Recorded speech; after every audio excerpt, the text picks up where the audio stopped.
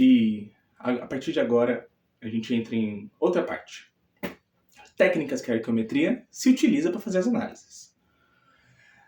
Isso provavelmente vai ser outro capítulo, né? Eu tô abrindo cascas e cascas dentro de cascas, dentro de cascas e fora de cascas. Né? Então vamos caminhar aí, ó. Já falamos do quê? Já falamos do que é arqueometria.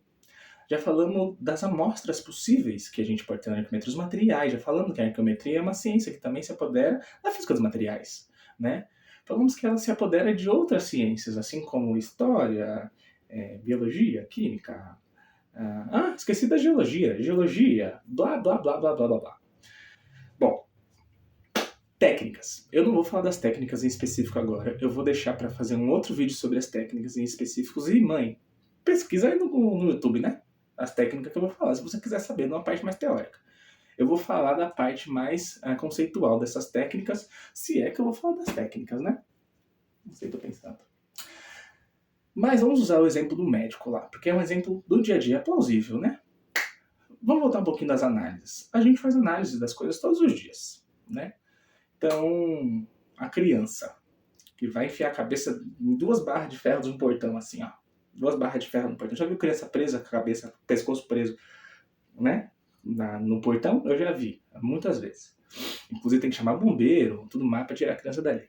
Mas antes da criança enfiar a cabeça dentro daquele negócio de ferro ali, ela fez análise pra ver se a cabeça dela passava. Né? Talvez ela não tenha feito pra ver se a cabeça voltava no mesmo sentido. Isso é uma análise. Eu estou indo na parte bem primordial do que é uma análise.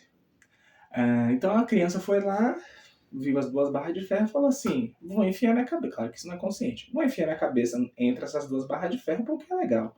Né? Ela fez essa análise. Essa análise, ela é feita, vou falar de um jeito bem lúdico aqui, essa análise ela é feita porque os nossos sentidos permitem que a gente faça essa análise, né? Tudo bem que essa análise das 2 barras de ferro é um pouco mais avançada, né? Uma criança. Mas veja que a gente poderia pegar uma fita métrica, né, na análise, e medir a distância das 2 barras de ferro, e medir a distância, se a criança fosse criteriosa, e medir a distância que a nossa cabeça passa. E aí, eventualmente, enfiar a cabeça lá.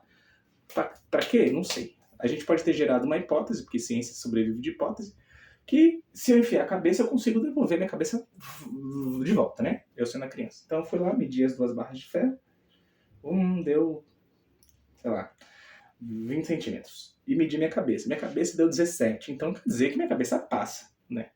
O que aconteceu com a criança que não conseguiu voltar a cabeça? Isso é outro assunto. Mas isso é uma análise. E a gente faz análises durante a nossa vida inteira. Só que as análises que a gente faz, geralmente elas são baseadas em experiências de vida e nos sentidos que a gente tem no nosso corpo, né?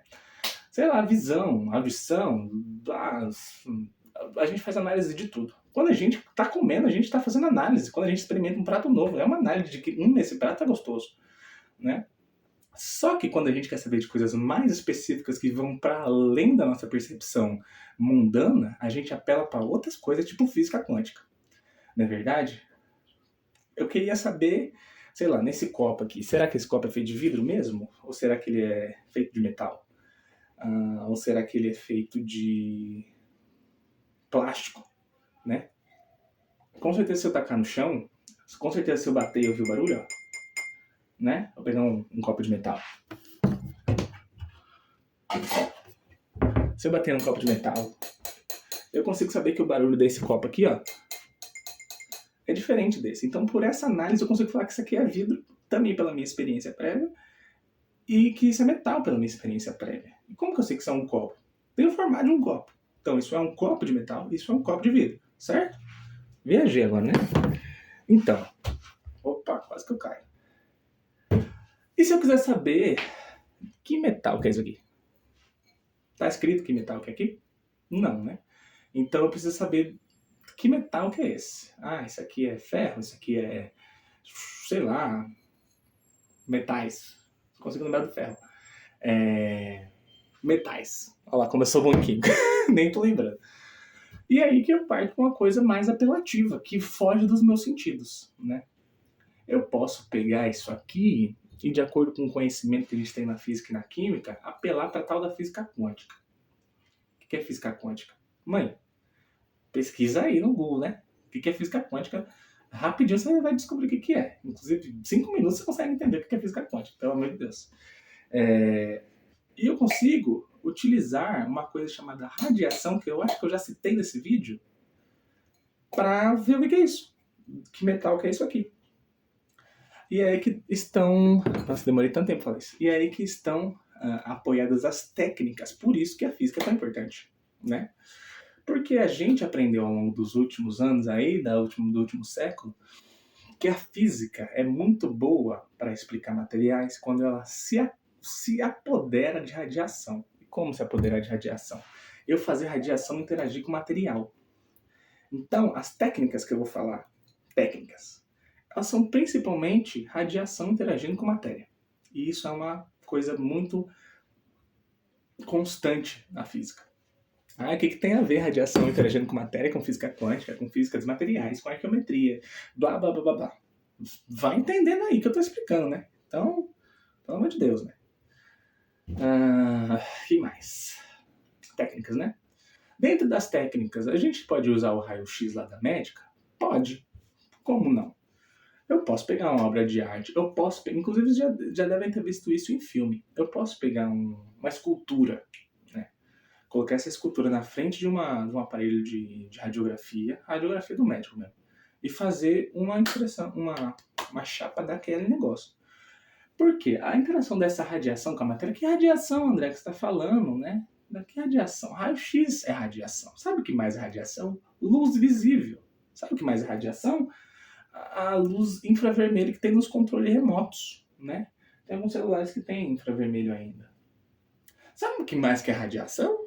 O Wi-Fi. Tudo que é onda eletromagnética é radiação, gente, né?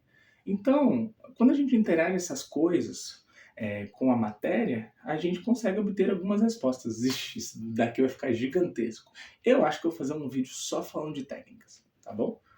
Mas entendam por hora que as técnicas que a gente utiliza é principalmente matéria interagindo com radiação interagindo com matéria.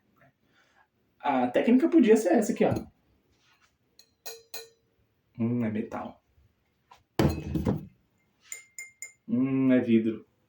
Só que essa técnica não responde muita coisa sobre a parte intrínseca do material, né? Eu não consigo escrever muita coisa. Eu vou chegar lá e falar assim, achei um copo ali enfiado ali dentro da terra e é de metal. Vou fazer um artigo sobre. Achei um copo na África subsaariana que era de metal. E aí? Esse copo é da onde? Esse copo é de quem? Então a física vai te ajudar a falar sobre coisas mais específicas desse copo. Vamos voltar para a amostra que a gente tinha. Aí eu fui para o laboratório, fiz umas análises lá, e tem uma análise que ela chama fluorescência de raio-x. Segura aí que eu vou fazer outro vídeo que explica isso aí, tá? Fluorescência de raio-x. Não estou usando nenhum recurso visual, mas talvez eu coloque aqui o que é fluorescência de raio-x. Fluorescência de raio-x é um fenômeno que se descobriu na física. O que eu faço com esse fenômeno? Eu consigo pegar esse material aqui, ó.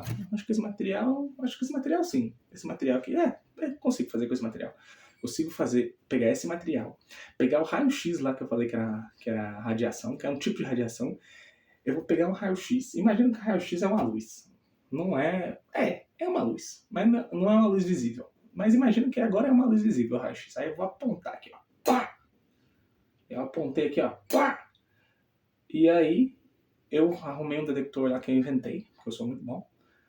E esse raio-x foi coletado por esse detector, joguei isso no computador e eu obtive a resposta. Calma, vamos imaginar como se fosse luz, né? Eu vou pegar um laser, um feixe de luz, né? E aí esse feixe de luz vai interagir aqui com o metal, né? Interagir com o metal. O detector, no caso, agora vai ser meu olho, tá? Aí, luz, pau, interagiu aqui. Aí eu vi que é metal. Porque o metal também brilha. Isso é outra característica do metal, né? Desse metal aqui, ó. O metal brilhou e meu olho percebeu que era metal. Eu não consigo falar que elemento químico está aqui, mas eu consigo falar que é um metal. Será que se eu esquentar isso aqui eu consigo dizer que elemento químico que tem aqui? Será que se eu jogar isso no chão e da maneira que isso volta e bate no chão de novo, eu consigo explicar Que metal que é esse? Talvez eu consiga, mas não vai ser tão específico. E se eu for na parte molecular disso? Será que eu consigo explicar? Será que eu consigo interagir com as moléculas desse metal? E de acordo com a molécula do metal, eu consigo dizer que material que é? E se eu for no átomo? Como que eu faço para ir no átomo? Bom, radiação, aceitem, tá? Aceita, mãe. Aceita aí que dói menos. Ouvi falar que se eu interagir radiação com material, a radiação consegue chegar na parte atômica. Então vamos usar isso. Porque a gente tem vários átomos, né? Então, átomo de hidrogênio, átomo de magnésio. Então, será que se eu fizer, né, a radiação, olha lá, interagir com o meu material, com a minha amostra, vamos voltar lá para o caco, né, a minha amostra, o caco de cerâmica, se eu interagir uma radiação, que eu estava chamando de luz, mas agora não é mais luz, também chamei de raio-x, mas eu vou chamar de radiação para generalizar. Se eu interagir isso com o meu material, sendo que essa radiação vai lá no átomo do material ou nos átomos do material, e eu consegui detectar com algo que não é meu olho, porque eu não consigo detectar essa resposta. Então eu vou ter que montar um detector, mas eu penso nisso depois. Jogar esses dados no computador, será que cada átomo, porque cada átomo tem uma configuração, será que cada átomo me dá uma resposta diferente sobre essa interação de radiação e matéria? Sim!